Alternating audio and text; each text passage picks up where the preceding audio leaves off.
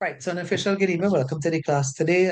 As I broadcasting from home, the office is open, of course, for payment. The coordinators and stuff are there. As this is the first Saturday of the month anyway, right? I had kind of said what happened, and I did. I'm not too sure if I'd shared it with anybody because I really do know if I did and if I didn't, right? So officially, I actually had surgery last week Saturday, right? No, I actually didn't know. I actually didn't know it was going to be like that, right? So right now I'm on bed rest, which I've of course disobeyed. I think you all know me, which is not good. Uh, you know, I shouldn't, this is really not funny at all. But my foot is elevated right now. So during the hour and a half, I may have to move directions, right? So you see me moving out, I'll let you know what I'm doing, right? So that you don't figure something else, right? Yeah, it's the strangest thing ever. But as the thing about infections, like how do you know?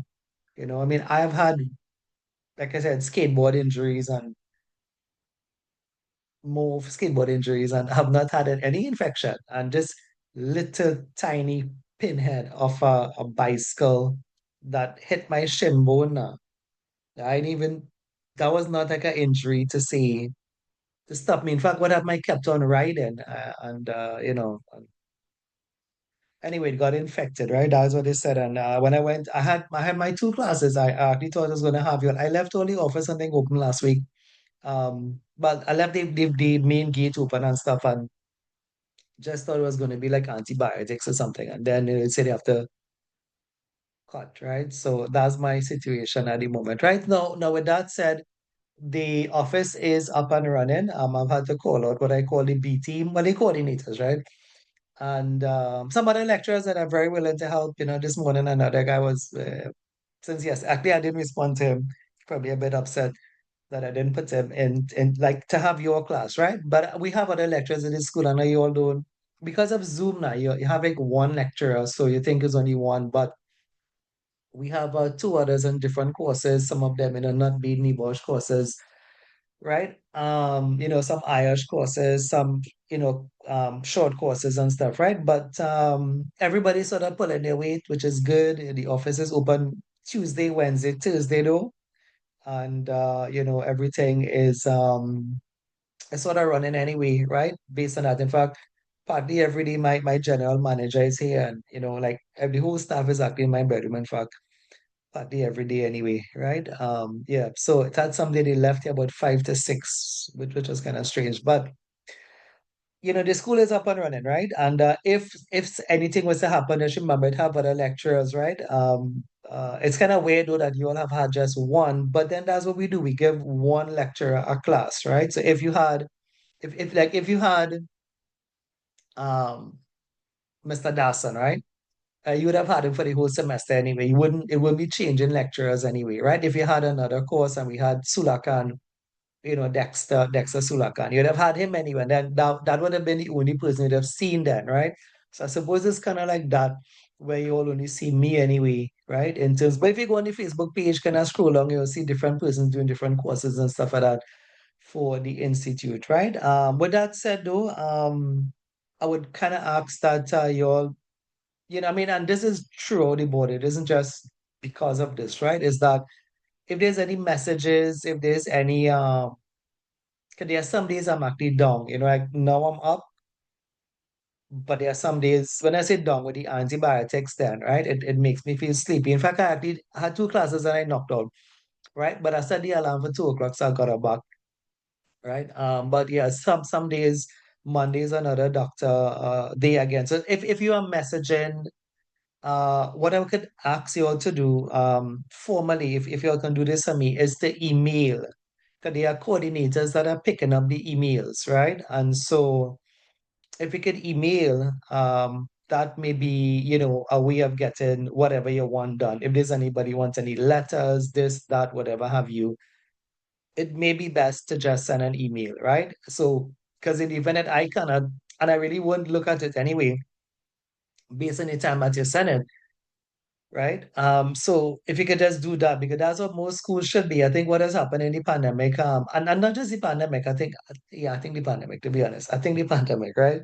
I think a lot of things has gone too.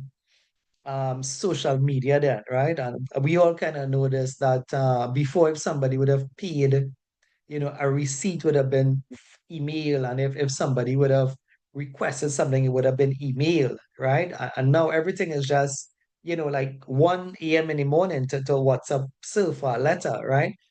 But, I think that's the way it should not be, I think that is what social media, like that is the downside of social media then, and this quick access to information, right? So because of this, because I can handle it on a regular day, sort of, right? Because I do teach classes, and when I'm teaching, I don't really answer the phone. But because of this, I think if there's any formal thing that you will need, kind of just email it and somebody will pick it up, right? Also, to when you email, this is another thing too that like Nibosh has a 7-day feedback policy for emails. So, I mean, they're such a big organization and they have a 7-day feedback. In fact, most institutes, if something was requested of them, is within 5 to 7 days, right? So kind of bear those things in mind. I think as I'm literally not on my feet and I can't really attend to them in such a hurried manner then, right? And also I think that has become the expectation because of social media. Kind of keep the requests to email, and yes it could call. I mean once I'm not teaching in a class, I'd answer the phone, right? And I'll try to get on to whatever students needs. I'm not just saying this to you all. I said this to all the classes for like for today then. It wasn't just one class anyway, right? So yeah, if you all could do that to help us out a bit, I think it helps out in terms of the feedback and giving feedback to students where it is needed anyway, right? So let's have a start, right? So I'm thinking to just explain, right? I said reading just now. Okay, so the thing is reading to really help you in anything. But explanation does, right? So here what I'll do, I think I'll explain, right? And then kind of touch the points. And that way we would finish, right? So get ready to take notes, right? Get ready to take notes right now. So in the UK, so I'm going to use, there's a chart here already. I'm going to use the chart they have here. In the UK, um, consultation then and cooperation is the law, right? So you see them here. So there are two laws for cooperation and consultation, right? We have the safety representative and safety committee regulations, and we have the health and safety consultation with employee regulations 1996, right? So that's the first thing you should write down, that cooperation and consultation is the law. Now, why should you write it down is because the two words then are normal words that we use in the Caribbean, cooperation and consultation, but it's not law. You understand that? So these are two laws, and you need to understand the what comes with that statement. And what comes with that statement is that if it is law and it is broken, it means that there is a fine. And the fine in the UK is £20,000. So cooperation and consultation, the simplest way and the deepest way to say it is that it is law, right?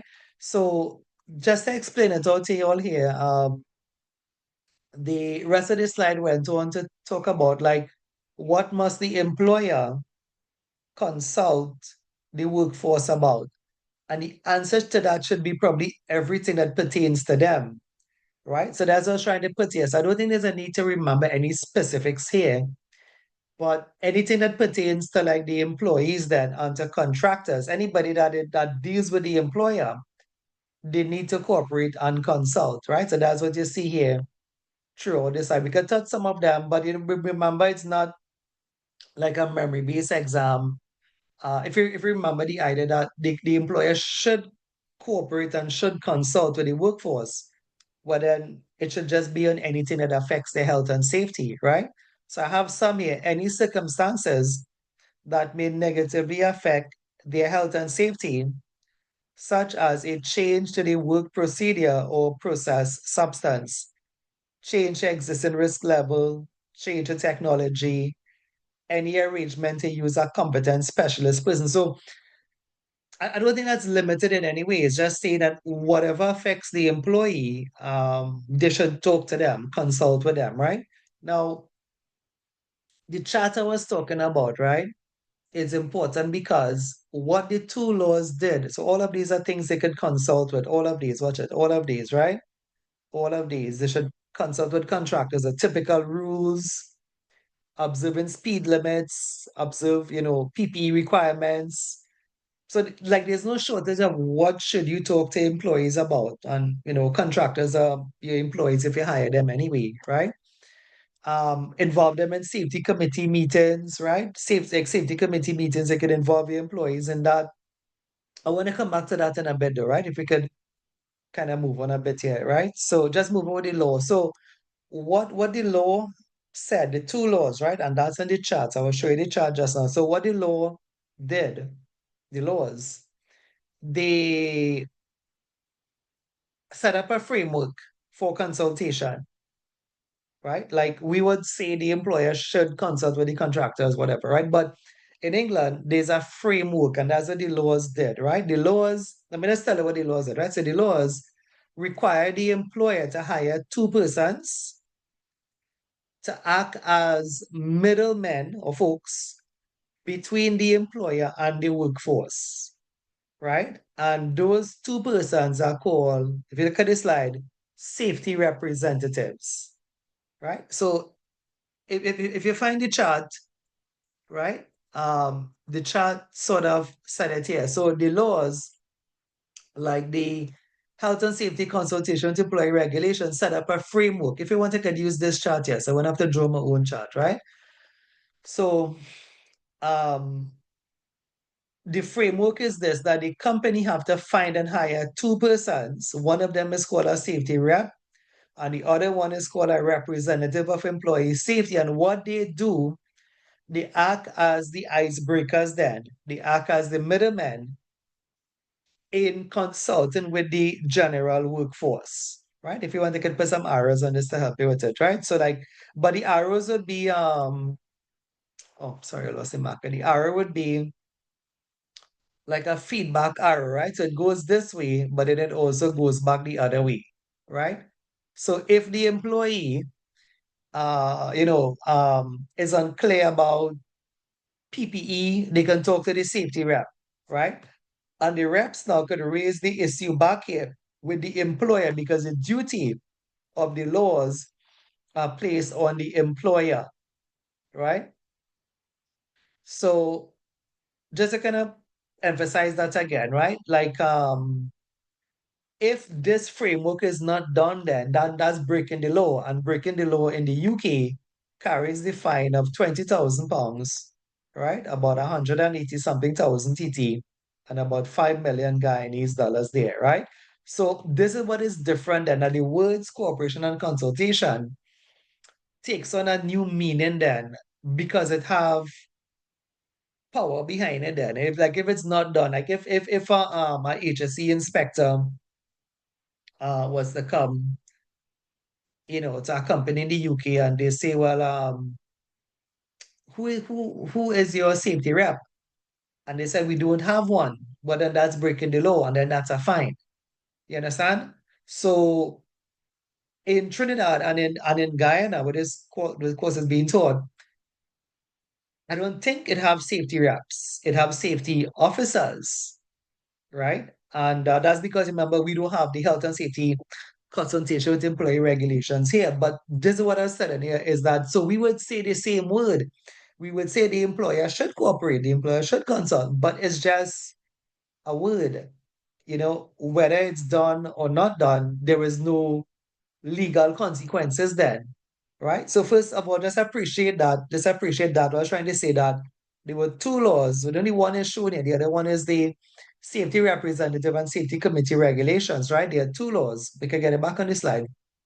And I said it there. Safety representative and safety committee regulations, right? So there are two laws that make this framework possible then that where the employees could actually get their voices heard through the middleman of the safety rep and the representative of employee safety, right? I want to kind of go into this a bit more. And I don't really have to because I'll tell you why I don't have to, right? And so, um,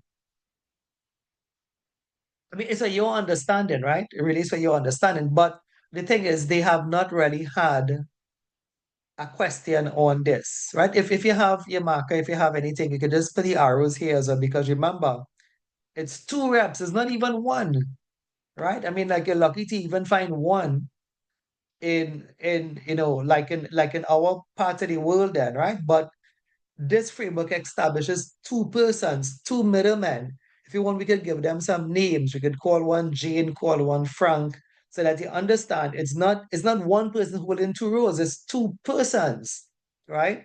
And it is a requirement of the law, right? But why I said I didn't want to go too much in it is that it doesn't have a question on it.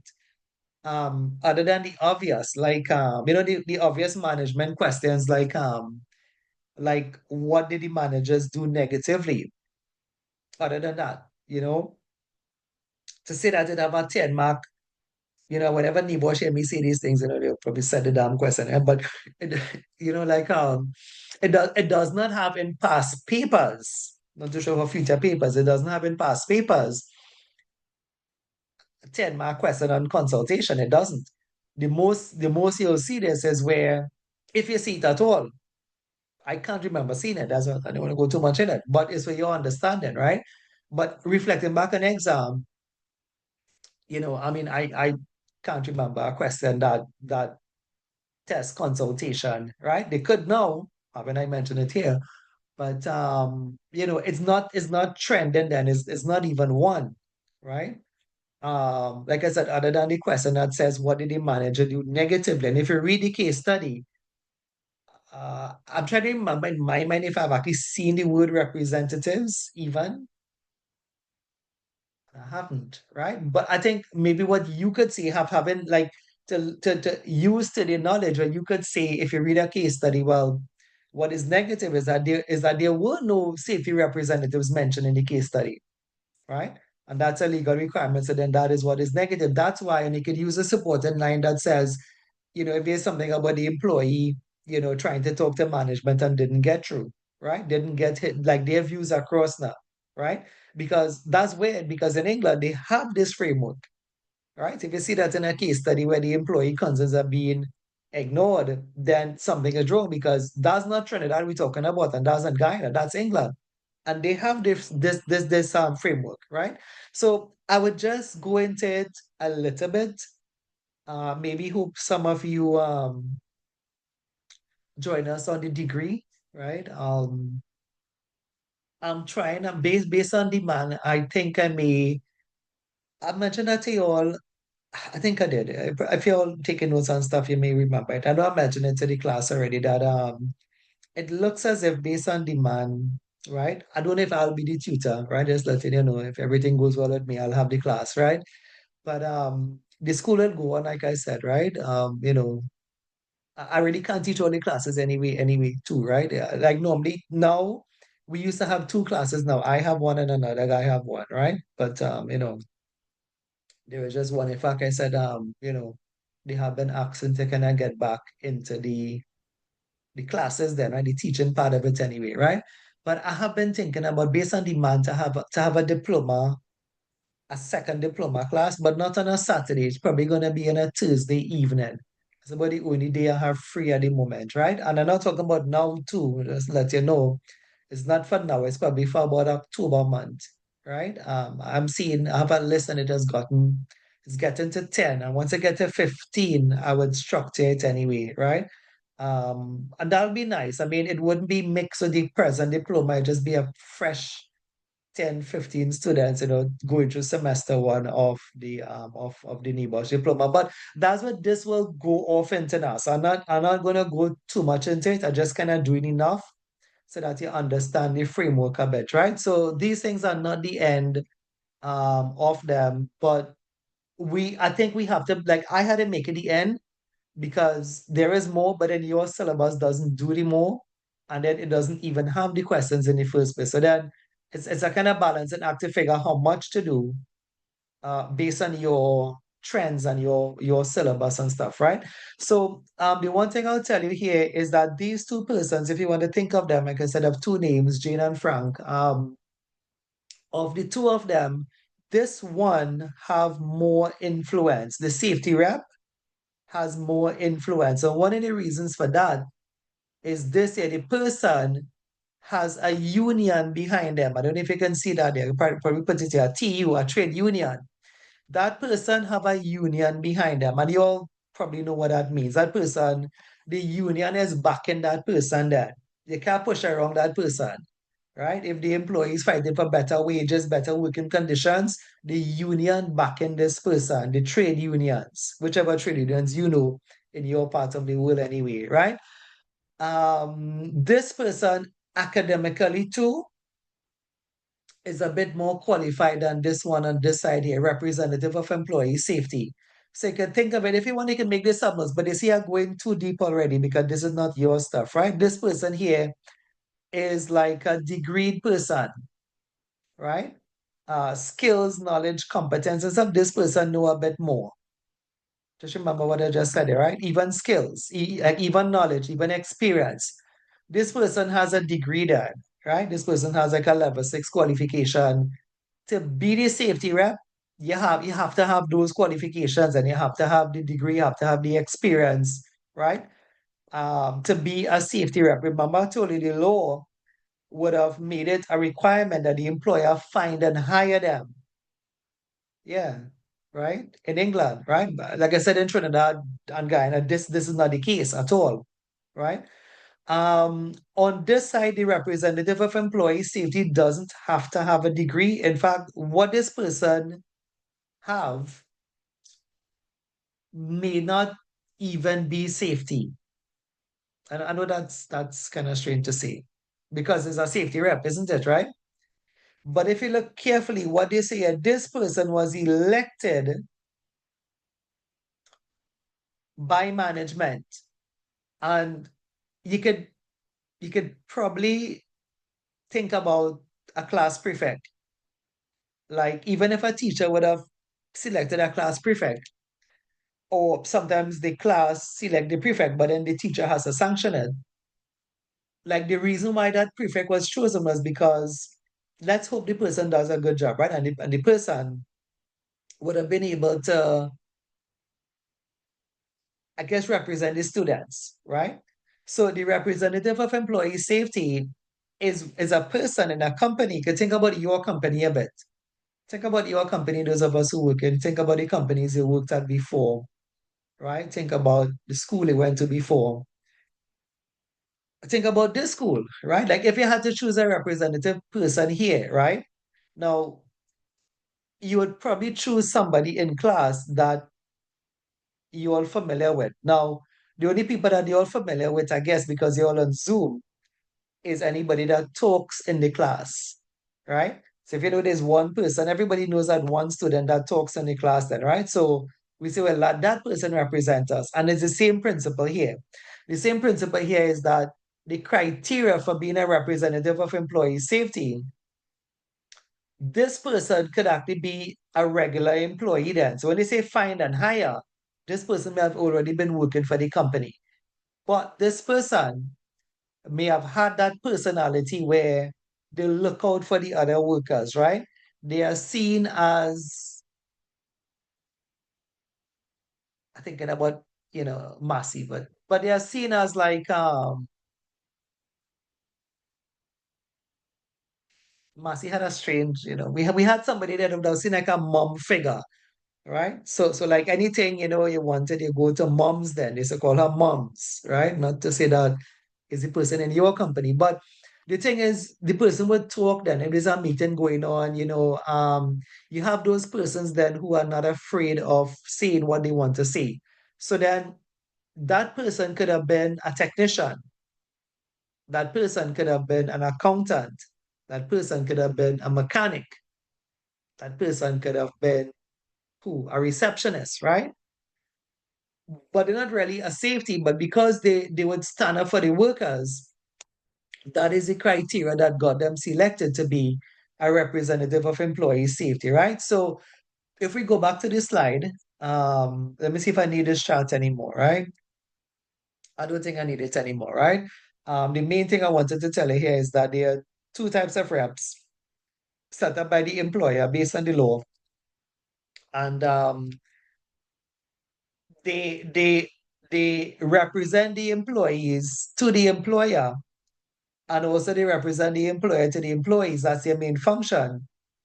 And in spite of that, one of them is actually more qualified than the other one. So one of them is like senior, the other one is like junior. Um, because of that, like I said, I'm thinking about the level that you all are on, like the higher levels, they actually have like differences between. I have some on this slide, but not all, right? Like differences between the both types of reps then, right? Again, seeing that your exam is more case study based, I don't know if that could be a question. If it is, I'll be happy because you could just get the differences in them, right? So some of the differences are on this slide, and then you could just Google that anyway, right? But differences between safety rep and representative that's like well-known information throughout, searchable search engines then, right? So if you get a question like that, fine, but it has not been a question thus far anyway, right? If we go back, let me go back to this slide.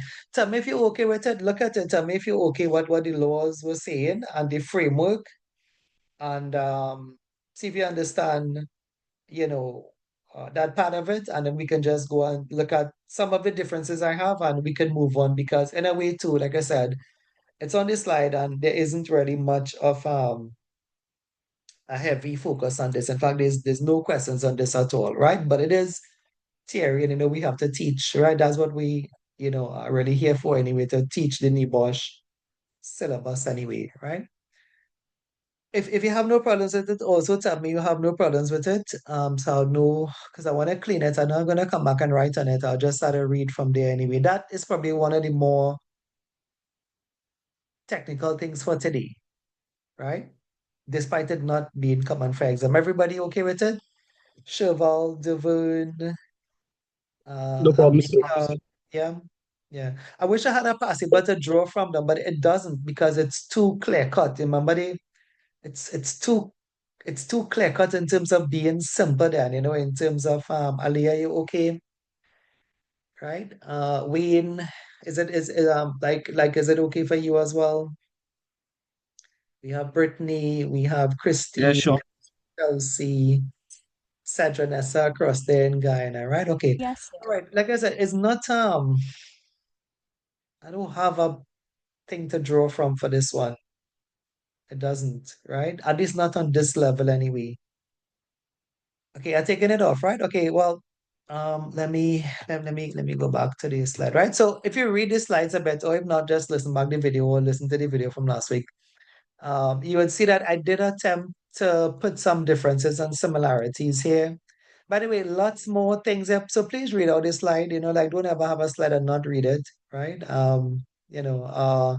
So we have here both safety representatives and representative of employee safety aid in the process of consultation between the employer and the employee. The employer has a legal duty to consult with both types of reps, and if the both of them say, they have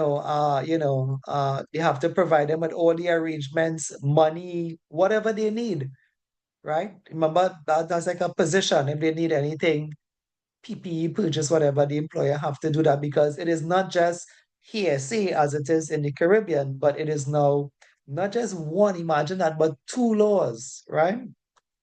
Anyway, so we have a bunch of it summarized here. I recognize trade union appoints a safety rep, but the representative of employee safety is appointed by an election, which is organized by the employee. Sorry, really the employer, but is really when you say elected, it's really the employees that will be choosing their own rep, right? And the employer will just approve it. The function of the representative of employee safety is more limited than that of the safety representative. We explain why. Employer does have to set up a safety committee on the request of two or more safety representatives, but does not if requested by two or more representative of employee safety. Safety representatives can request information from the HSE inspector. So, like what I was trying to do here was just put some powers of them now. Like because the safety representative have more power, they could actually ask the HSE inspectors, which is like the government inspectors, for information. That's what I kept on doing here, right? Part of this is actually part of the regulation too, right? The function of the safety representative which is the one with the degree, well, you could expect them to do everything. That's the simplest way to say it. They could investigate, hazards. They could investigate complaints to any employee. They could make representation to the employer on matters arising out of what the employees have, raised as a source of concern. They can make representation to the employer on general matters affecting health and safety. This is the regulation. This is regulation 4 of the regulation, right? They can carry out inspections. In short, they can do everything as a safety then. But of course, they are representing the employee as well, right? They can represent the employee to which they have been appointed, right? Represent, the employee um, in consultation at the workplace with inspectors of the health and safety executive and any other enforcing authority. So they could even stand up for the employees if an OSH inspector or an HSE inspector comes by, right? Again, good stuff. Thank God for the slides. You all have it. If you have to use this though, probably not at the certificate level, right? But it's there anyway. You can read this one out, right? The duties to consult, I had it here.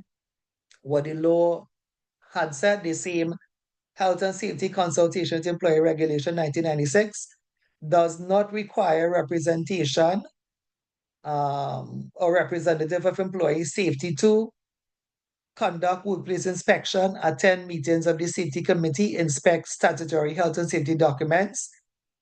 Only if you understand it, this is saying that the other person, the representative of employee safety, right, cannot do everything then, cannot do inspections, cannot really attend all meetings. And if you wonder why, let me go back to the chat, right? And maybe ask you all. So why is it this person cannot do all of those things, but this person could have? We actually covered the answer already. Why it is a representative of employee safety elected by the workforce cannot do an inspection, cannot attend safety meetings. But they could represent the employees, of course, because that is why they have been hired or appointed, right? But why can't they do a risk assessment? Why can't they do those things anyway? It's because, make a guess. They never got the qualification to do so. Yeah, it does it. It's the simplest answer. They really might not know how because Mama said the rest, RES, right? Could have been like a receptionist, right? In Masina, we had a representative, but I mean, remember back then I wasn't was I teach? I was teaching in other things. Um, you know, and to say if Nibosh is so popular as it is now 15 years ago, I'm not sure. But we had a represent we had I mean I don't know if we call them representative of employee safety, but we have a rep. And the person was a receptionist, right? Jane, that's actually where I got the name Jane from. When I say his name Frank and Jane, these are people that I actually work with. Jane was a receptionist in Massey. I can't remember who Frank was, right? But Jane was the receptionist in Massey, right? And like the receptionist is not always busy then, right? Like if it's 2 o'clock in the day. But the thing is, you see, you couldn't expect her now to just go out and get a risk assessment done because she doesn't know how. But they could train them, right? If you read back the last line here, I have it here, right? However, guidance notes accompanying the law 1996 says the employers can give the elected representative extra rules as well. So maybe because they are in the position of a safety rep, we could put them on a course, get them to get some information so that they can know how to function then and practice that information anyway, right? Um, like I said, the Caribbean, we don't have that framework, even though we use the same words, consult, represent, but we don't have that in our framework. So maybe we don't have that to worry about. Of course, there are companies that follow the best practice of the UK. But at the same time, if you don't follow it, then there's no penalty then, for not having a representative. It may make good sense for those of us if you're in companies here to have somebody like that, right?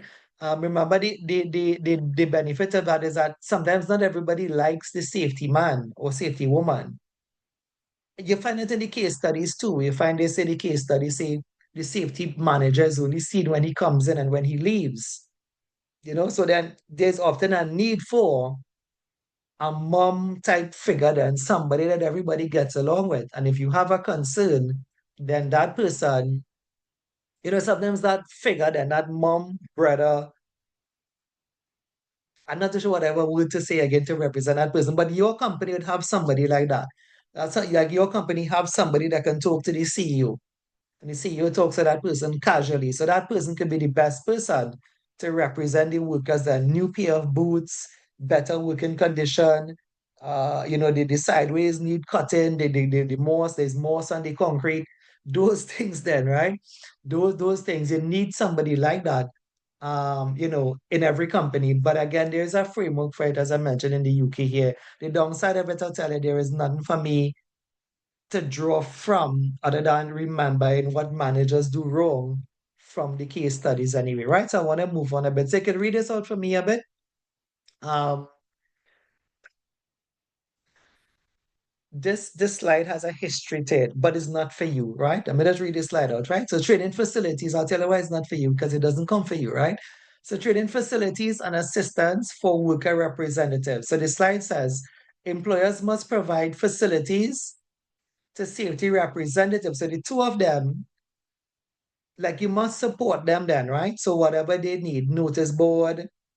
It doesn't make sense tell somebody, okay, well, you are the safety rep and you don't even have a cabinet, you don't have a telephone, right?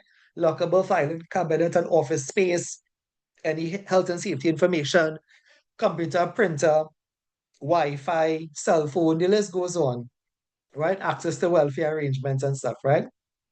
So a funny story here, just a funny one. But I don't know if you'll find it funny. I mean, it's really funny when you think about it, right? But a true story now, right?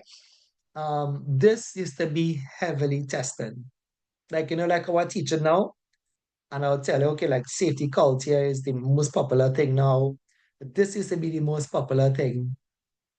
Um, well, probably more than 10 years ago, because I mean, it kind of stopped being popular after a while. But this was the question, like, what facilities would the company give the safety representatives on them, right? And it's exactly how you see it here, right? Exactly how you see it here, right? And so the little funny part of this is that I had a student, I think we had done this question. Now I could be remembering wrong because I could be remembering right too, but we had done this question like a class assignment. I would want to think it was that and it wasn't the actual exam, right? And having taught it, having just like what I taught you here and I talk about, like I would have said this was more important then, but for now, this is not important, right? So forget this slide for now. But for then, we would have said this is the most important slide. So there was a passive question in it, and the question had asked 8 facilities, right? And I mean, you could have free to talk about things like stationery, a microwave, a refrigerator, like I said, Wi-Fi access. There'd be more answers to it then, right? Than what you see in here. And I remember one of the students, he wrote, his name was Sean. So as I tell you, and I see this, I don't remember him, right? He wrote all about policies and like documentation and I told him all his answers were wrong, right? Back then we actually had the NIBOSH examiners reports. Yeah, they used to have that. You used to actually get a report from NIBOSH with the suggested answers, right? So you could have seen the answers. So when you saw the answers, and it was such a simple question, I don't know if you understand what facilities, right? Facilities, right? An office, a telephone, right? And when he saw the answers, I don't know if he got discouraged, but he left that day and I never, well, I saw him after that, but he never came back to Nibosh after that, right? He took his bag and he left that day. Yeah, that was face-to-face class, right? He left. He walked out of the room and he left that day, right? There were two students who did that. The other one is another story, but it's almost kind of similar too, right? So he left that day and I saw him once after that. I was stopped at a traffic light and I looked across and I saw him and he looked and he saw me when the car went in front of me. It was actually a taxi car, right? So I guess he was driving taxi after that, right? But I didn't think that was a reason to leave Nibosh now. Like that's what I say it's a funny story. That at least to me, like it had Like if it's about something on low the HSW, I can get frustrated with because remember they had to learn it back then, right? They had to learn it, right? They had to learn like how I know if you see how I speak, right? Like how I speak, I would say, watch it, the health and safety consultation with employee regulation 1996. Like we don't really need this slide. People who came through before the pandemic now, like we had to learn these things now, right? Safety representative, safety committee, regulations 97. Of course, it was actually 1977, right? That law has been amended anyway, right? But I didn't think that was a reason for somebody to leave Nibosh. Like it was such a simple question. It's like just the simplest question out anyway. Like, why would you walk out of a class for something that simple? But that's a true story. I better tell you. It could be a decade-old story now. But when I see this slide, I always remember that is what broke the camel back for him, right? I don't think he ever finished because I'm a Bosch provider. He never came back after that. He was older than me. He probably retired by now. Come to think of it, he probably getting pension by now. So that's a good part of it, right? So maybe it did work out to the end anyway. All right. There's a little question here, right? So trading, back commented, right? Trading, let me just reach up there. Trading improves human reliability as it reduces the chance of human failure. Types of trading include induction. I slowed down it because that's the most popular one now on the past paper, right? Job specific, including job change training, new technology training, refresher training, introduction of new legislation, management training such as IOSH Managing Safely 5.0, a course that I brought to the Caribbean. I'm doing quite a lot of it in Guyana and I do it in Trinidad. So I know we don't tell you all these things because I don't market too much of things to students now, right? I'm doing two IOSH course right now, one in Trinidad, one in Guyana. I have a company doing in Guyana and I have a company doing in Trinidad too, right? IOSH, if you doubt it, just go on Google after class. Google IOSH is the most popular management training course they have, and it's a course that I brought here, dinosaurs, well, not so long ago. 2011 is when I brought it to Trinidad, right? So when is training needed on recruitment at induction, a new risk or increase in risk is expected, as all the typo there. Increase in employment of vulnerable employees, young or disabled, a requirement of a new client or insurance company may tell you, look, you need to do, confined space training or some defensive driving because of the accidents, job change or process change training. And when is training needed, really, is whenever you have a change. I guess that could be the any other. Like if you have been promoted then, if you have been given new responsibilities, then you need additional training. Or this is a nice concept, right? So, when is training needed? I mean, like again, folks, one is never a trend. One in 5 years, it can't be a trend if the year have 12 months of the year and every month have an exam, right? One is not a trend. But it had a question that asks what management training could have been, like what training could have been given to management. Um, you want to write in the year before I forget? It could be February this year, and I don't know if you all have that paper. It was such an easy question though, because one of the things I would say that you all have something to draw from now, right? So I vaguely remember the question. I could be remembering it wrong too, but I knew it was February this year because I remember the students in the class. As I just remember it, right? I remember the students in the class because one of them in the degree. So that's how I know, right? Um, I don't know if you want to have a look at it, but I do have it lined up and stuff like that, right? And I don't know if you want to look, like we don't have to look at it now, but I can describe it now, right? Like what the case study had is like it had different people then, supervisors, managers, employees, technicians, and like what they were doing. So like when they said what training could have been recommended, you can just read the case study and see what is happening then. For example, if they say the welder was welding without proper PPE, but then you can just say, in my opinion, additional training that should have been required is like safety procedures and welding, right? Or they need to follow out a permit to work. And then you can say, this is seen in the case study where it was mentioned, the welder did not follow proper procedure. You understand? You have something to work with now. If they said then the forklift driver was speeding, but then you say, so it's based on the substrate, based on the case study, you could have pulled out the training, right? So that's I said it's an easy question, right? So then you'd recommend defensive driving for the forklift truck driver, etc. You understand that? If they said the manager shouted at the employees, come back and write IOSH managing safely, right? So take a note of that. You want to kind of write it down a bit kind of mentally. I'll give you a minute and also give me a minute. Just kind of in your own ways, just kind of formulate how that passive came back. You had a case study, as you all know, and stuff was not where it's supposed to be. And then from that, they asked, what training would you recommend? Right? So you kind of had to see what was happening in Rome. I think it had somebody lifting something. So then you say manual handling training, maybe things like wearing the PPE. It had more than the 10. So that's I remember. I remember telling this paper had people who did more than the answers now.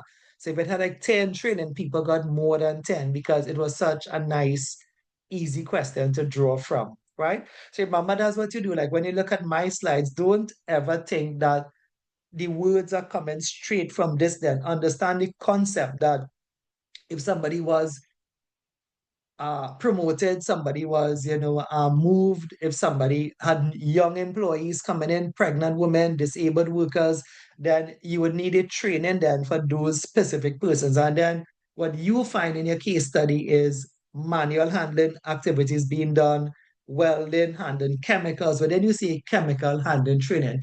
It actually had a good one in that, and lots of students research it. Lots of students, because the answers are very good, right? Lots of students research it. It had something about like material handling, and people went and spoke about MSDS training, which I know they just got from Google. But the point is, they get it and you say it back in your own words and you're tying the case study with it, right? Folks, I want a minute rest, right? Because, like I said, my foot is up in the air like this. I want to kind of put it down a bit and change positions a bit, and I'll come back to you, right? So we'll take it up from there.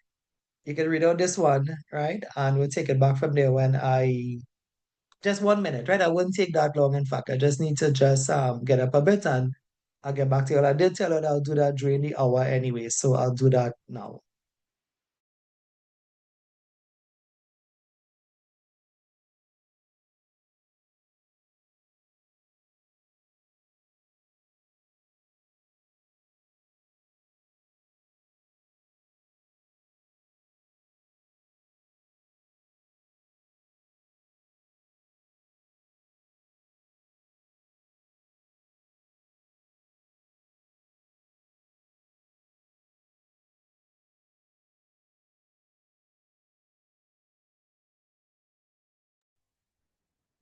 Right, I'm back. I forgot I make coffee to tell you how this thing. I make the coffee is actually lukewarm. I forget I make coffee and I had it there. I really thought I had this already though. All right. So we could continue, right? When it's really needed, introduction of new legislation, introduction of new technology, recommendations from our auditor. That's a good one, but is if it's in the case study, right? If because it wasn't, right? Um, but some good answers now I often pull from your slide, right? To keep up to date with national or global best practices such as IOSH Managing Safety 5.0 or process safety management course that are now the industry norms, of which this is the only center it have in the Caribbean, right? If anyone interested in those courses, we do them on a Sunday. Um, you have to know yourself. I mean, I'm not saying, right? You have to know yourself what you can handle. Both of these courses are very easy, not as complicated as this one. They both have multiple choice exams at the end of it. The pass mark is not hard, and they are all from the same place anyway, right? IOSH, NEBOSH. Anyway, I do have both of these courses are starting this month. Um, The Trinidad IOSH is finishing tomorrow, but they have the exam to do still, so I'll do a week of review with them. The Guyana IOSH, the class finished last week. No, today Saturday. So Wednesday, they will finish on Wednesday. I have one more class with them, just past papers. And then I told you I have two companies doing. I have a Guyana company doing, and I have a Trinidad company doing IOSH. So there'll be a new IOSH starting the third Sunday of this month. I think some folks in Guyana actually signed up for that already, come to think of it, right? And we have a new process safety. They are done different times on a Sunday. IOSH is 10:30 on a Sunday. Process safety is 1 p.m. to 2 p.m. on a Sunday, right? Just so that you know. You don't have to do it now. I just letting you know because some people say, some people come out of the school and say, well, they only do one subject there. No, we do lots of things here that we don't tell you all about, right? Like first aid, defensive driving, all of those things. We don't really tell you all about it unless it's on a slide like this. Then I'll kind of remember to kind of let you all know anyway, right? If anyone is interested, you probably need to call me after class, message me after class. Honestly, I mightn't be able to record that because I'm a mom home, but I'll be able to take a note of it and add you to the list anyway, right? After that batch, there'll be like those courses are like 8 sessions each. So like about 2 Sundays, sorry, 2 months, sorry, right? So about sessions each. The next available booking of those will probably be September anyway, right? Just to let you know so that you don't go away thinking, sometimes I tell you, like when I did my courses, the school was only doing one thing then, right? But as I said, you all know we do more than one course. There's also environmental courses. I keep pushing that because nobody seems to be doing the environmental course, right? Accident investigation courses, risk assessment courses. I don't know if anybody's interested in them.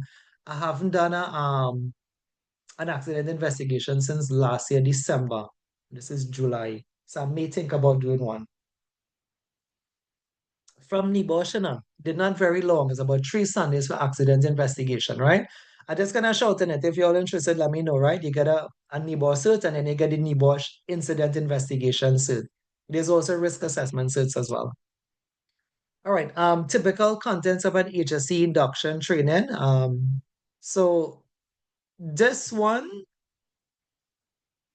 is probably the most common training question when training comes, right? So like what would you tell new workers who are joining your company, right? An induction training. If you are getting into safety, I want you to know that you would eventually have to do this one day. Like you will have to orient the workers one day. You will have to induct new workers one day then, right? So what do you tell them? I have some on this slide. You tell them what is the HSE policy of your company, what is your arrangements of communicating and consulting.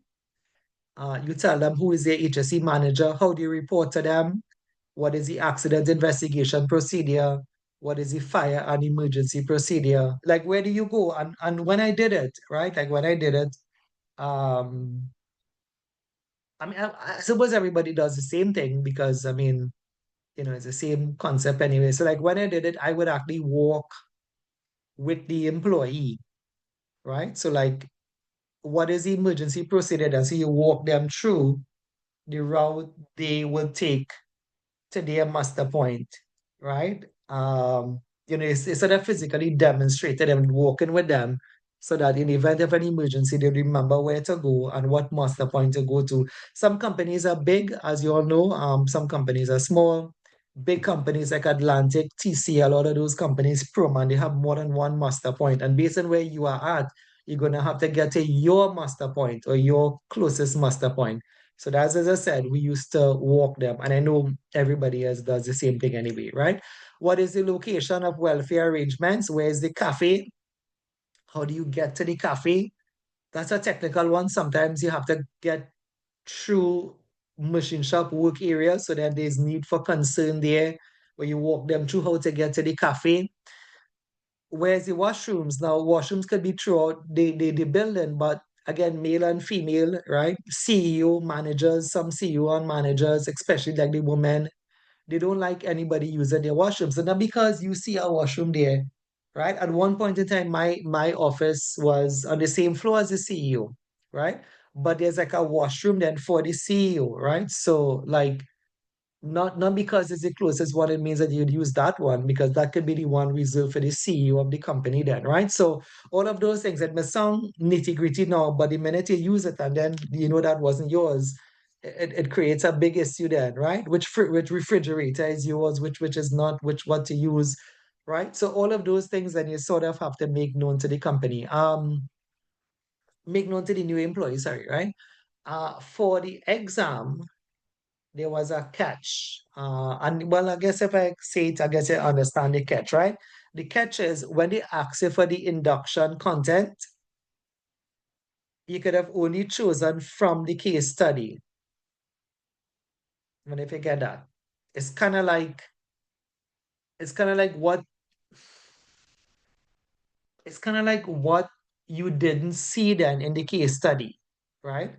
So like if they said in the case study the worker did not know the HSE policy statement, well, then you could say, well, what should have been in the induction program is the induction, of the worker into what is the HSE policy, right? If the case study suggests that they did not know the proper work procedure, well, then the induction program should have covered the proper work procedure. So that was the catch because you were drawing it now from the case study, right? Let me just give a simple one. So if they said, which I remember, like they didn't know who the first aider was. But then you have to say, well, in the induction, you have to say, well, the first aider for this department is Frank, right? Think you understand that? Because remember, the thing about your exam is that you are never pulling from A, you're pulling from the case study, right? So kind of be that in mind. Now, if by chance, I just saying if because remember anything could happen with Nibosh.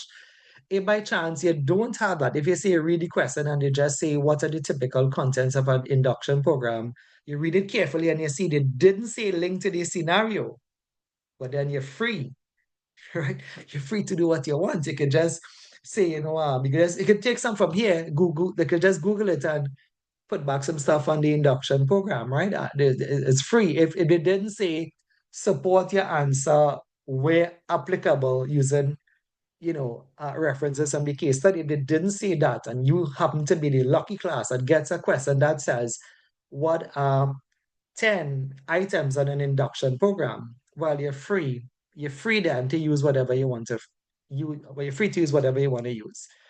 All right. All right, now believe it or not, we are almost finished. I know it doesn't look like that, right? But we are almost finished, right? So the next part here, when I say finish, I didn't mean finish for the day. I mean finish with what would finish with 3.3, right? 3.2 and 3.3, right? So how human factors influence people's behavior positively or negatively. So in psychology, right? There is something called human factors, and human factors involve the following factors that could influence behavior at work in a way that could affect health and safety. Human factors include the job factors, the individual factors, and the organizational factors. Now, what I want you to do is to learn this, but not the definition, but this that human factors consists of three terms, then, right? You already know what safety culture is, a decision, right? Safety culture, if you remember from 2 weeks ago, and it's on the recording, right? And videos on YouTube, right? Of course, safety culture is a combination of the individual and the organization. You remember that?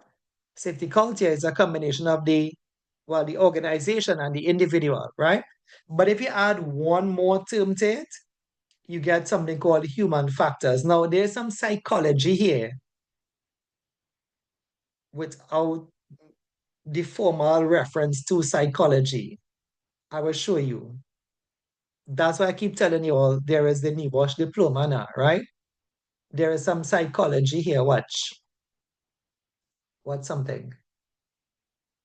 I'll show you something here, right? I'll probably pass it, right? All of this is psychology, aptitude, attitude, behavior, perception. Let me take this off and I want to show you something. This slide says what? You can alter a person's perception, or that's psychology, by providing the information or the appropriate information, instruction, training, and supervision. You can alter a person's perception. That's not really stated, that's psychology, right? So these things here were taught about by psychologists, but the reference is not given at this level, right? All of these charts, these are really like psychologists then. Rasmussen was one of them. Yeah, Rasmussen, right? Rasmussen, right? But you had other psychologists like Taylor, Frederick Taylor, right? But the reference is not given at the certificate level as to who came up with this psychology thing then, right? What they were trying to say here, let me just get back to it. It's still a safety culture, is that if an employee was not working well or the managers are not working well, they can actually alter the person's perception through information, right? But that level of question is going too far there already. That level of question is not for you, right? So let me kind of bring it back down for you, right? So if you have this slide, I want to tell you something here for you, which is this question is very common. The human factor question is very common.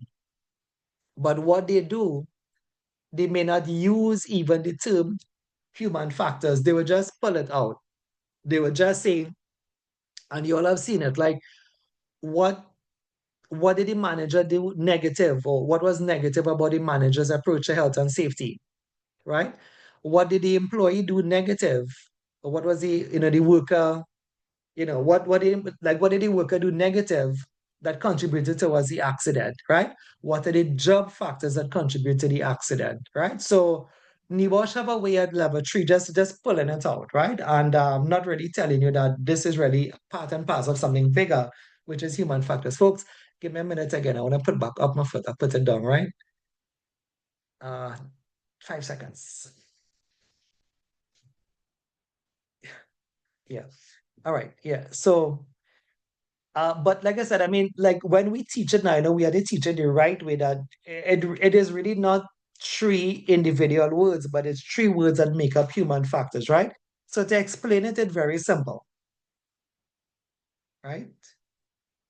And if they ask you what are the factors about the job that contributes an accident, I have it on the slide.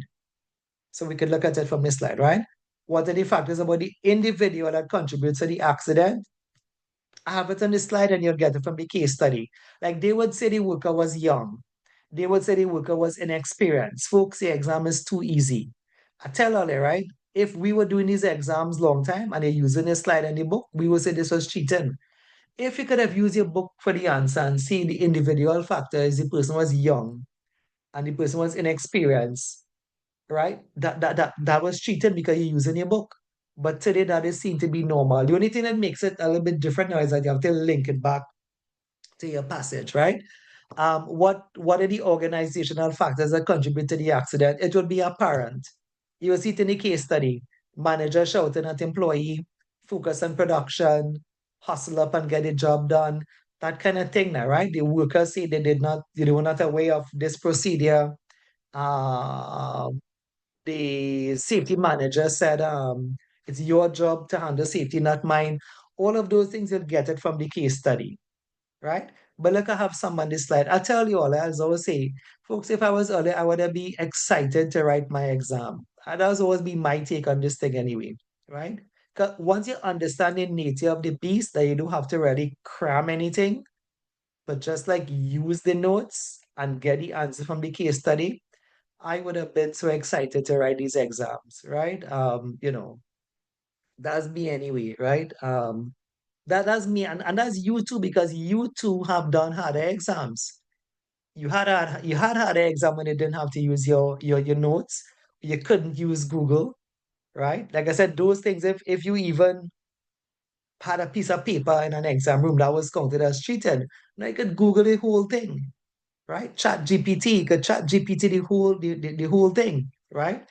Hopefully you know how to use it. And don't put back everything there on Chat GPT. But now it's not as difficult as before now, right? And in terms of passing an exam, I have my thoughts on it. I still prefer the old way of testing where people learn because what it means is that if you understand the technique, which is what I teach, if you understand the technique, it means that you can actually pass and not know what you're doing. You can actually pass and not learn anything. Okay, just know how to blend the notes with the case study and just extract your answers. And then when they ask any company, well, what's the duty of the employer? You can't remember because you didn't learn it. How to do a risk assessment? You don't know because you didn't learn it, right? But that is not my fault, right? I am here. I always tell my students, learn. I can tell you, learn this, learn the three things of human factors, right? Like learn the definition of culture, learn the duty of the employer. How many of you all learned it, right? Safe access egress, safe plant and equipment, right? When you get out there in the company in Trinidad, Guyana, remember, it's the same thing. So when they ask you, what's the duty of the employer? I mean, if you have your book, if you have your notes, you can Google it again. But maybe it'd be like knowing something shows competence now. Knowing it shows competence. You can say the duty of the employer in Guyana is to provide, and Trinidad and America, right? Information, training, instruction, and supervision. You learn that, right? Anyway, um, let's go on, right? So the things about the individual, I put a whole bunch here, and I'm gonna read all. You can just watch them. Things about you, attitude, skills, habits, personalities. Let's pull out some from here. Things about you, your language, your education, medication, stress, phobia, personality, any special needs you have like me, right? Your height, your weight, your age, fitness, disabilities, gender, medical condition, all of these things about you. And when you come to a company, you come to the company with that then, right? Of course, I don't know if you know too, there is the Disability Discrimination Act that you can't discriminate against people who are differently abled, right? Of course, we don't see much of them in the workplace, but the law of the country, the law of the lands then say you can't discriminate against people who are differently abled. Yet, so we don't see much of them in the workplace, right? These are the things about the organization, leadership, resources, and the management. I mean, this is not all. This is just a taste because remember, you're going to get yours from the case study that when it said, the manager shouted at the employee or, they arrived early and left late, etc. Right? So this one though is some things about the job you are doing. These are the job factors, the task to be done, the workload, the work environment where the work is done, the procedure for doing the job, the layout of controls and displays for doing the task. Um, we used to call this one here the big four, the big four. But I know you're seeing three because I'll give it a fourth one now. We used to call this one the big four, right? Remember how people used to learn it until a long time? So like the four, other than okay, like what is the job factors? The case study would say, right? If they are moving furniture, remember in some case studies, somebody taking down shoes from a shoe store, construction, machine shop, bakery, right? Case studies of so you consider sitting back, so what is it like what is it job factors? You say you're considering the task to be done, retrieving shoes from the shelf. What is the workload? The past paper will give you a hint, or the future paper will say, workers are comfortable, or they will say workers are pressured, right? The worker has to ascend the ladder and descend the ladder regularly to handle customers request to get shoes, right? So based on the case study, you can make all of these real now. But you see down here, I tell you, we used to call this the big four. The big four is, I'm going to just highlight them for you. I have three, so I'll give you the fourth one. The big four, everybody used to learn this, right? Everybody, like the four big four task factors or job factors is the frequency of doing the work. The frequency is how often. The frequency is how often. So if somebody is really, think about those of us in Trinidad or Guyana, somebody in a Giffland Mall, somebody in Gulf City or one of the other malls, you know, somebody that is, this actually came for a past paper, right? Somebody that goes to get this shoe for you, right? How many times they have to go to the back? ascend some stairs or a ladder, get your size, come back down, and then, I mean, we like we the customer would say, do you have a size 6.5, right? And you didn't tell them that at first. So the person have to go back now, and then when they come back with the 6.5, you say, do you have a 5? I think the 5 was better. And then when they come back, they say, no, no, no, I think the 6. And so, but that's just you as one customer, right? So imagine when you have sale today is Saturday, imagine the malls, imagine these workers, right? So the frequency is how often they are doing a particular task, right? The other one is duration. Duration is how long. Is it 8 hours? Is it 12 hours? The paper will give you a hint, right? Work patterns and possible breaks. Again, the paper will give you a hint. Like, do they have a break, or are they under pressure? If they say, workers, um, I mean, it's against the law not to take a lunch anyway, right? But something in the past people may have hinted is something of pressure then, right? So then you could probably get the idea that they are still, under some kind of some sort of restriction, right? So work patterns and possible work breaks are all determined by the organization. Again, I would leave that to the people to see if something is speaking to that, right? So the fourth one, if you get the three of them, so frequency, duration. Let me just highlight them. Frequency, duration. I got asked under this question just now when we closing, right? Frequency, duration, work pattern. The last one, the fourth one is actually job rotation, right? So do you have a shift? Do you have like another employee that could be rotated? So this would be, that's supposed to be a R. So I'm gonna start on this side, right? So job rotation. So that was the big four in terms of job factors, right? So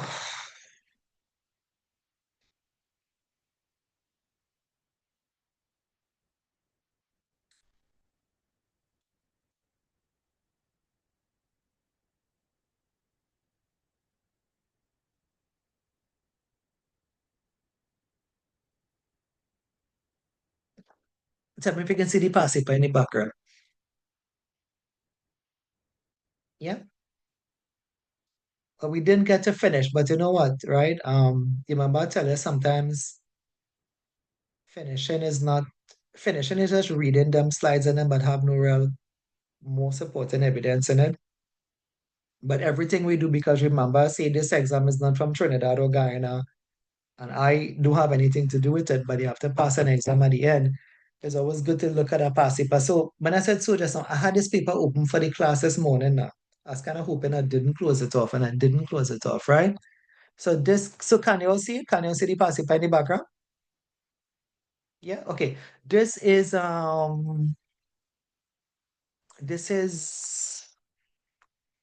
May paper. May. Look at it, right? May 2025. The June paper. I never have June, boy. If I have June, I probably have June. Anyway, this is what I had open for the morning, right? So we could kind of look through it. When I say morning, I know it's evening now, but this I had open for the morning, right? Um, watch the questions that I tell you, right? Like comment on the negative aspect of the MD. You always getting that. That's always an organizational question, right?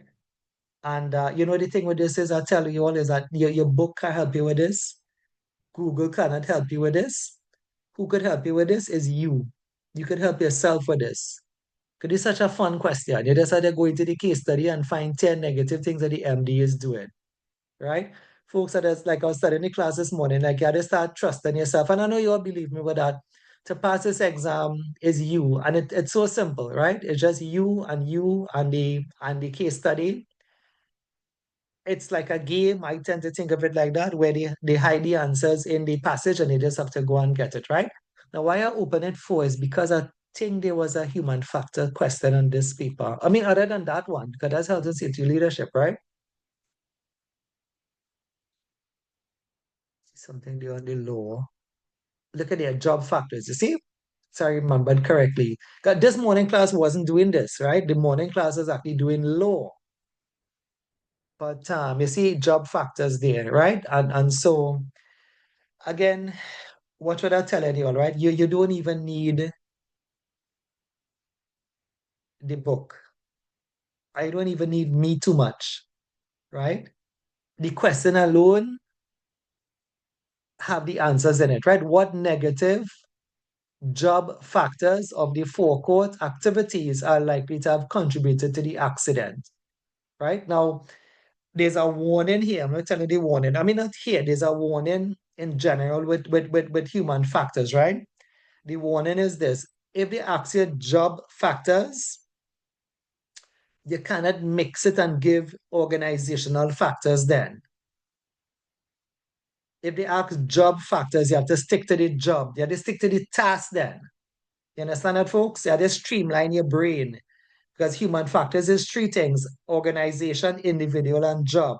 But how this one say job, you cannot go and say management.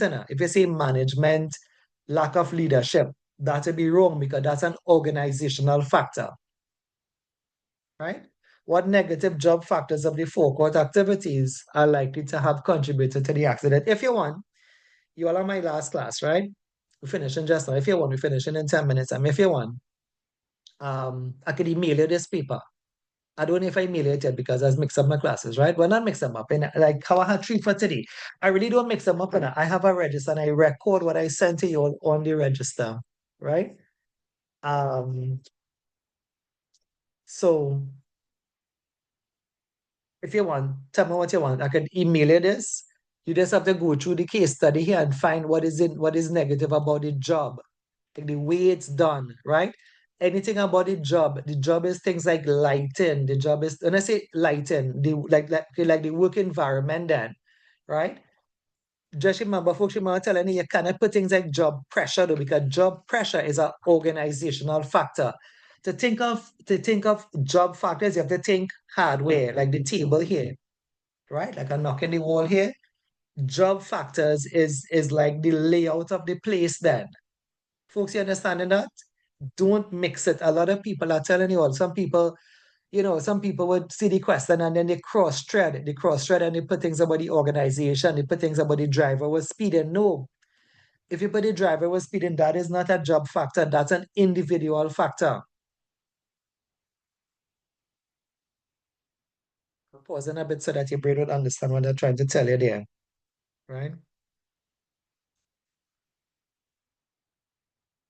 That is the mistake with human factor questions, right? People cross-thread them. They cross-thread the answers and they hope to get a 10 and you're writing, and you see the driver was speeding. You put the driver was speeding. That's not a job factor. They will give you it wrong, right? Um, I mean, you all don't have much to cram, but that is something you should cram, right? Which is you can't mix and match the answers then. If they ask individual, you have to stick to the worker. If you ask organization, you have to stick to the organization. If they ask job, you have to stick to the job. If you want, I can get one for you. Again, I mean, I know it's such a weird thing. Like society today that doesn't write. I'll send you the question anyway, right? I'll send you the paper after class, right? Let's try to find one, right? I'll try to find one job factor first. So I'm looking at things like hardware, the way the task is done. When I say hardware, the physical layout of the thing now, right? And we could kind of spot the answer because remember the case study does have headings. Watch the accident.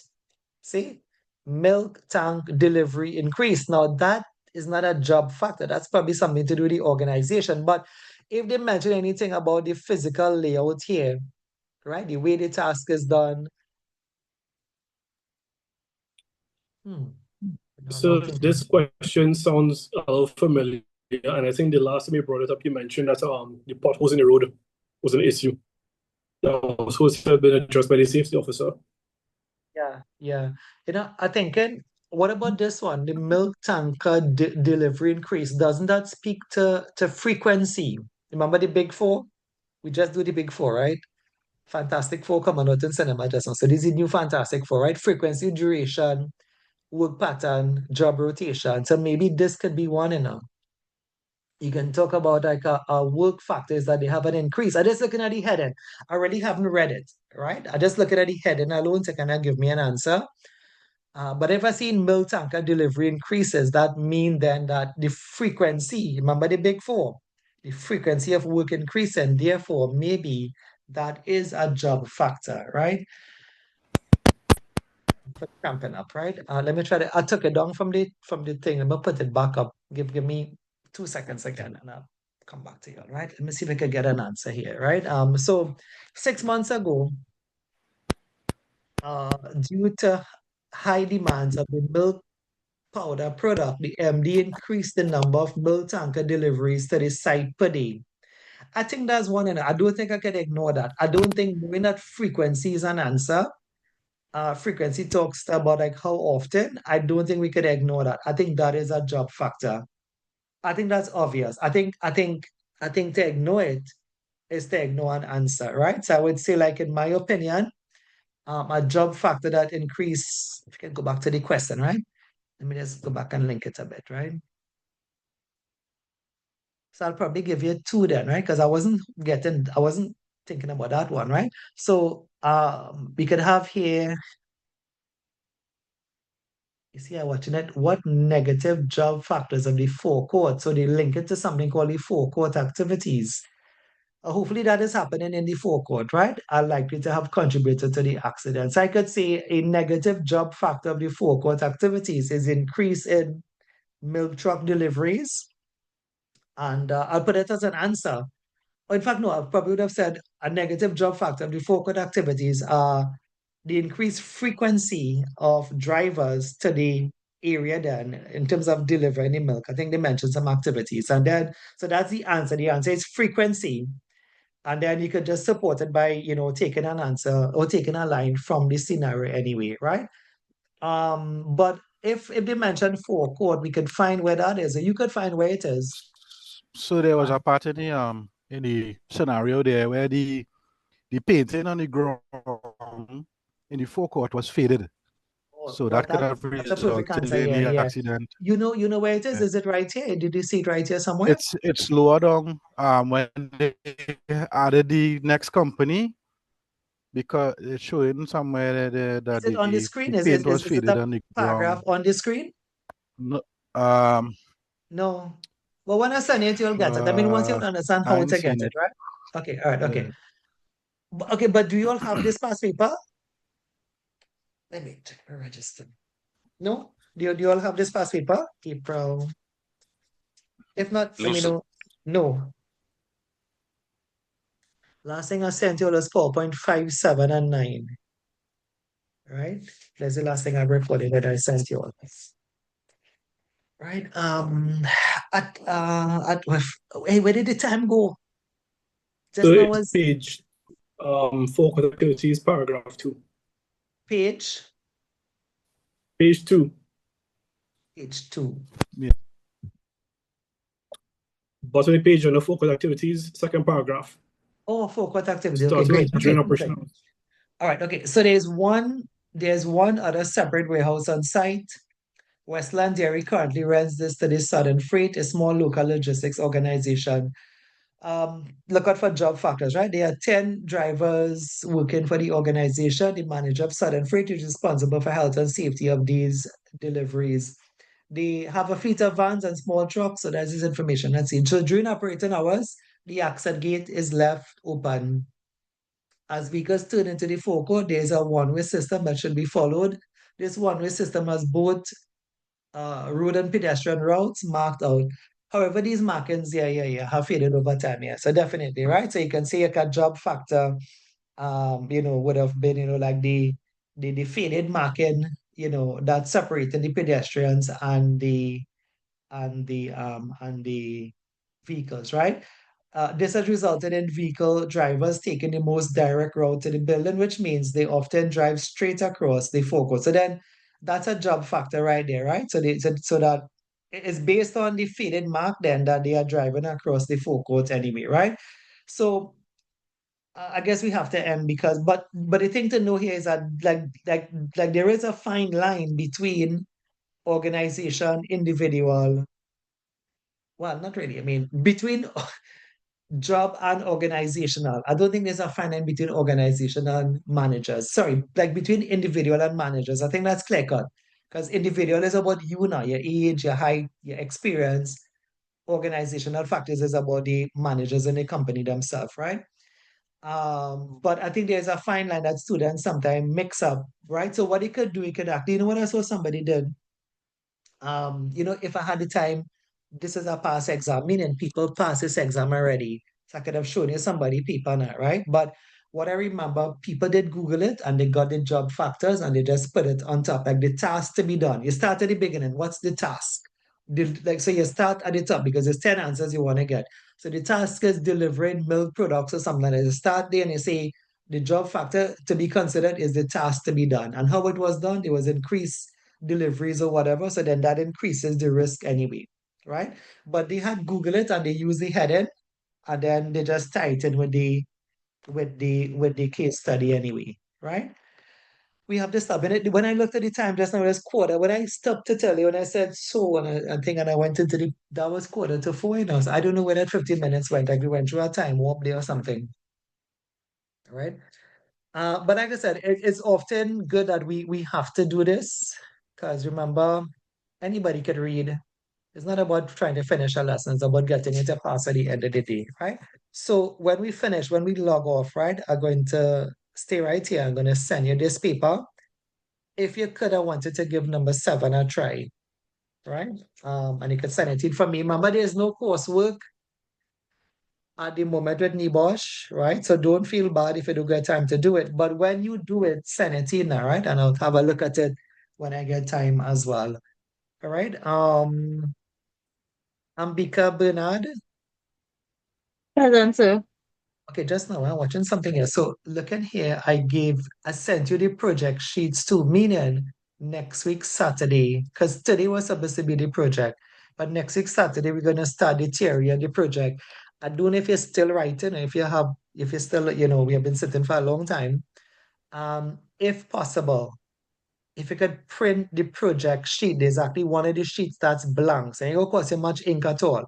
If you could print the blank one during the live next week, you could actually write on it, right? I said that again. If you want to take a note, I'm seeing it. I sent you PowerPoint 5, 7 to 9. That's the last thing I've recorded here. This is April class, right? Yeah. These are the students in class. I sent you the project sheets and the sample already about 2 weeks ago. You don't have to print the sample if you don't want to. You could, if you have access to a printer and it's free for you, fine, print it. Print all of it, in fact, right? But if you don't, if you print the blank, it have a blank with some lines to fill in, as we do next week class, or you could have finished part 1 one time. You could even start part 2 on the blank. By the time the class finish, like you wouldn't have to wait to go and write that in the night. You'd have just write it out during the class already. I'll show you how, right? All right, going back here, right, to the register. Devon is here. Yeah, present. Yeah, Cedranessa Ben is here. Justin Mirage. Okay, thanks, Cedranessa. Justin, I have my view up, so I'm not seeing your names as yet, none. For me, I just only see some of your names at a time. We're going again. Janelle Jack.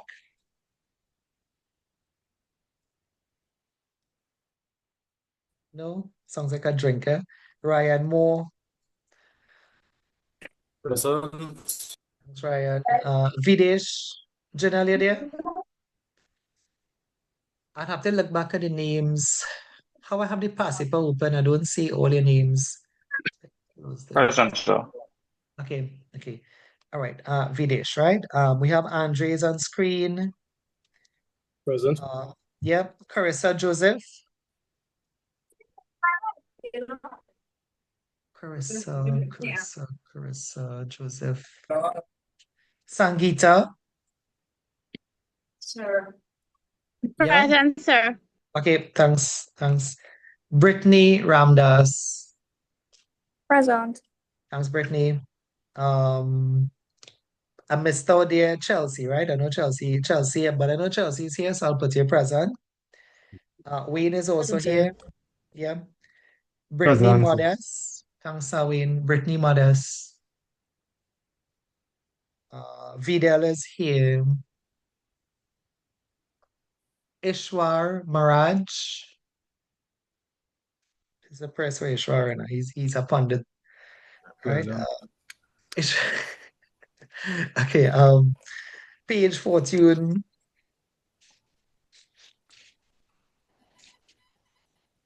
Well, Carol wrote exam early, right? Daryl, I didn't see Daryl in the live. He's normally take part in same, right? Shivan Suklal is here. Present, sir. Yeah. Shanika James. Aliyah, I Present, know sir. is here. Hi, hi. Hi, Shanika. Aliyah. So, Yeah. so just one question. So just one question I have, please. So, during the interruption, um, just remember last 2 weeks you had give us an assignment to do, yeah? So we did submitted. I submitted You did. Okay. to you It probably would for have gotten lost in correction. all of the emails. Yeah. Yeah, yeah. Yeah, yeah. Not a problem, right? Not a problem, right? Rishon Okay, Suknanan, okay. Mark Anthony. I didn't see Mark today, right? And Christine Rampasad. I think Brittany Modest is here. Christine Rampasad. Aliyah is here. Shivan Suklal. Okay, good. I think I have you all right. All right, folks. All the best. I will see you all next week, right? As a wrap for today. All the best, Yes, sir. everyone. Okay, bye. Okay, bye, bye. Yeah.